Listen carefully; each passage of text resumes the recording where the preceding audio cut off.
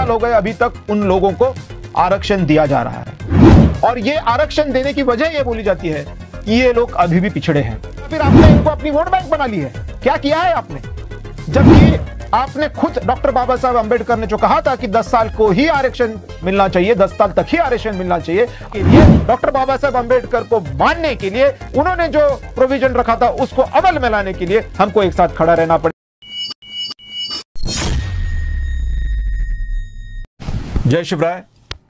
महाराष्ट्र का बहुत ही ज्वलंत और बहुत ही गंभीर जो प्रश्न आज आया हुआ है वो है मराठा रिजर्वेशन का। मराठास को रिजर्वेशन की मांग बहुत पुरानी है। 1980 से ये मांग शुरू है और 2021 साल हो गया है और मराठास को अभी तक आरक्षण नहीं मिला है। इसके बारे में अगर हम शांति से सोचें तो आपको समझ आएगा कि जो भारतीय संविधान ने शुरुआत में ये कहा था कि हम सिर्फ 10 साल के लिए कुछ वर्गों को पिछड़ा होने की वजह से आरक्षण देंगे, वो आगे नहीं निभाया गया। आगे जाकर के 10 साल के ऊपर हो गए, 20 साल हो गए, 30 साल हो गए, 40 साल हो गए, 70 साल हो गए, अभी तक उन लोगों को आरक्षण दिया जा रहा है। और ये आरक्षण देने की वजह ये बोली जाती है कि ये लोग अभी भी पिछड़े हैं। मैं सवाल करना चाहता हूं देश के सारे माजी प्रधानमंत्रियों से और देश के आज के प्रधानमंत्री से कि इस 70 साल में क्या आप इन लोगों को जो पिछड़े समझे जाते थे उनको आप आगे नहीं ला पाए? तो अगर आप 70 साल में इन लोगों को आगे नहीं ला पाए तो इसका क्या भरोसा है कि आने वाले सालों में भी आप इनको आगे ला पाएंगे? या फिर आपने इनको अपनी वोट बैंक बना ली है? क्या किया है आपने? और ऐसे सिचुएशन में जबकि आपने खुद डॉक्टर बाबा साहब अंबेडकर ने जो कहा था कि 10 साल को ही आरक्षण मिलना चाहिए, 10 साल तक ही आरक्षण मिलना चाहिए, आप जब उसको खत्म कर देते हो अपने खुद के लिए, तो ऐसी सिचुएशन में क्या मराठा, क्या पटेल, क्या गुजर, क्या ब्राह्मण ये नहीं बोल सकता कि अब आपके रवैये की वजह से हम पिछड़े हो चुके हैं? हम 90 मार्क लेते हैं और हम हार जाते हैं, कोई 35 मार्क लेता है वो पास हो जाता है। ये नई तरह की इनइक्वालिटी नहीं है, असमानता नहीं है। और अगर ये असमानता आप आगे भी करते ही रहने वाले हैं तो फिर हमारा जीने का मकसद क्या रहा? आप खत्म करना चाहते हैं हमको, आप हमको बर्बाद करना चाहते हैं। 40 सालों से मराठा आरक्षण के बारे में बात चल रही है। अन्ना साहब पाटिल जो हमारे एमएलए थे पहले, उन्होंने आत्महत्या कर दी क्योंकि उस समय भी आप जैसे लोगों ने उनका सुना नहीं। उसके बाद हर बार मराठा समाज ने कोशिश की कि उनको आरक्षण मिले, क्योंकि एक तो जो आरक्षित लोग थे वो आप आगे लाने को तैयार नहीं हो, और दूसरा जो आगे हैं उनको पीछे ढकेलने में लगे हुए हो।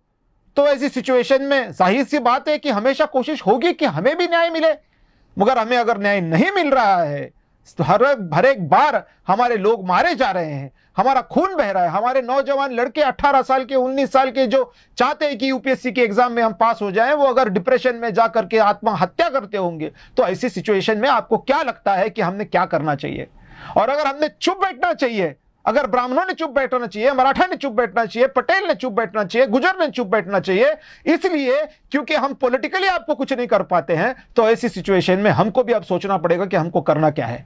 और आने वाले 9 तारीख को इसी चर्चा के लिए और इसी संबंध में एक धरना आंदोलन रखने के लिए मैं हर्षवर्धन जाधव, एक्स एमएलए, पूर्व विधायक महाराष्ट्र, एक जंतर मंतर पे मोर्चा निकाल रहा हूं। एक जंतर मंतर पे मैं एक आंदोलन करने वाला हूं और मैं ये अपील करता हूं मेरे सारे उन भाइयों से जिनको आरक्षण की जरूरत है, चाहे वो मराठास हो, चाहे वो ब्राह्मण्स हो, चाहे वो पटेल्स हो, चाहे वो गुजर हो, चाहे वो कोई और हो, चाहे राजपूत हो, जिनको भी ऐसा लगता है कि इस पुरानी घिसी पिटी रिजर्वेशन पॉलिसी की वजह से मेरी नौकरियां जा रही है, मेरा लाइफ खतरे में आ रहा है, उन सब से मैं अपील करता हूं कि आप आइए। 9 तारीख को हम खड़े रहते हैं साथ में। कोई भी पॉलिटिकल पार्टी अगर कुछ नहीं करने को तैयार तो हमको हमारे कदम और अपने साथ में हमको लेकर के चलने पड़ेंगे। सारे कदम को कदम लगा के, कंधे को कंधे लगा के चलना पड़ेगा, तभी जाकर के हमारे ऊपर का अन्याय बंद हो सकता है। नहीं तो ये पॉलिटिकल पार्टीज हमको खत्म किए बगैर रहेंगी नहीं। अभी मैं इस वीडियो के माध्यम से अपील तो कर ही रहा हूं और इसके साथ में मैं ये भी बोल रहा हूं कि इसका जो एक्शन प्लान है वो कुछ इस तरह है कि आज अगर केंद्र में पार्लियामेंट के अंदर कॉन्स्टिट्यूशनल अमेंडमेंट होता है, यानी संवैधानिक दुरुस्ती जिसको बोले उसको, वो अगर होता है, उसमें इन सब आज पिछड़े हो, हमको खुद को पिछड़ा कहना पड़ेगा, क्योंकि अब हम पिछड़े हो चुके हैं। जो पिछड़े थे वो तो आगे आपने लाए नहीं, जो आगे वाले थे वो आपने पीछे ढकेल दिए। तो हम जो पिछड़े हैं, इनके संदर्भ में पार्लियामेंट में एक लॉ पास होना चाहिए कि इनको भी रिजर्वेशन मिले। और अगर ये रिजर्वेशन नहीं देता है पार्लियामेंट, तो इस पार्लियामेंट को ये जाहिर करना पड़ेगा कि अब हम इस देश में कोई भी रिजर्वेशन नहीं रखेंगे, पूरा का पूरा देश हम फ्री कर देंगे। जिस तरह दिल्ली हाईकोर्ट ने कहा है, उच्च न्यायालय ने कहा है सर्वोत्तम, कि इस देश के अंदर यूनिफॉर्म सिविल कोड होना चाहिए, तो यूनिफॉर्म सिविल कोड सिर्फ धर्म के बारे में नहीं, तो जात के बारे में भी होना चाहिए। क्योंकि ये यूनिफॉर्म सिविल कोड जो है, समान नागरिक कायदा जो है, ये इस धरती पर कॉन्स्टिट्यूशन में, संविधान में इसको जगह दी गई है कि इसमें से समानता का उगम हो और पूरे देश में सारे भाईचारे से रहे, सारे बंधु भाव से रहे, सारे प्रेम भाव से रहे। तो इस चीज के लिए, इस यूनिफॉर्म सिविल कोड के लिए मुझे लगता है हमें सबको एकत्र होना चाहिए। मैं पूरे देश से अपील करता हूं, चाहे रेड्डीज हो आंध्र प्रदेश के, उनको भी मैं अपील करता हूं कि 9 तारीख को आप आइए और हम सब मिलकर के इस केंद्र सरकार को, चाहे वो भारतीय जनता पक्ष जो सत्ता में बैठी है, चाहे विपक्ष में जो बैठे हैं, उनके ऊपर हम एक दबाव बनाएं, उन तक बात पहुंचाएं कि भाई ये चलने वाला नहीं है। अब तक जो हमने सहन किया वो किया, लेकिन अब इसके बाद में हम चुप नहीं बैठने वाले। हम आपको बिल्कुल एड़ी चोटी से विरोध करेंगे, और अगर आप कुछ नहीं करेंगे तो हमको क्या करना है वो भी डिसीजन हम जंतर मंतर पे लेंगे। इस तरह से हमको खड़ा रहना पड़ेगा। हम अगर हमारे आत्मसम्मान के लिए खड़े नहीं रहे तो कोई भी हमको कुछ नहीं देने वाला है। इस नतीजे पे अभी हम पहुंच गए हैं।